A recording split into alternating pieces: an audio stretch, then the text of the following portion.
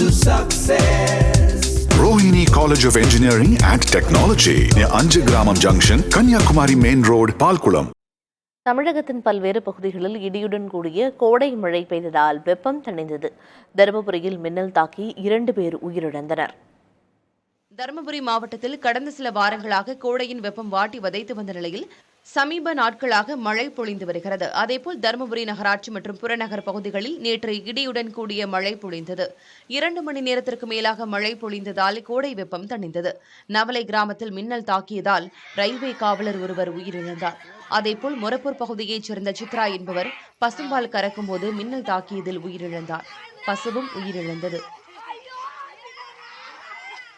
நாகை மற்றும் வேதாரண்யம் சுற்றுவட்டார பகுதிகளில் குளிர்ந்த காற்றுடன் கோடை மழை பரவலாக பொழிந்தது. கடும் கோடை வெப்பத்தால் வீடுகளுக்குள் மக்கள் முடங்கி வந்த நிலையில் 2 மாதங்களுக்கு பிறகு வேதாரண்யம், கோடியக்கரை, அகஸ்தியம்பள்ளி, தேத்தாக்குடி ஆகிய பகுதிகளில் 1 மணி நேரம் தொடர்ந்து பொழிந்த மழையால் வெப்பம் தணிந்தது. விருதுநகர் மாவட்டம் ஸ்ரீவில்லிபுத்தூர் பகுதிகளில் 4வது நாளாக மழை பொழிந்தது. 2 மணி நேரம் நீடித்த மழையால் கோடை வெயிலின் வெப்பம் தணிந்து குளிர்ச்சியான சூழல் நிலவியது. ஸ்ரீவில்லிபுத்தூர், கிருஷ்ணன் கோவில், வத்திராயிருப்பு, மல்லி, வன்னியம்பட்டி உள்ளிட்ட பகுதிகளில் இடி மின்னலுடன் மழை பொழிந்தது. Rohini College of Engineering and Technology near Anjagramam Junction, Kanyakumari Main Road, Palkulam.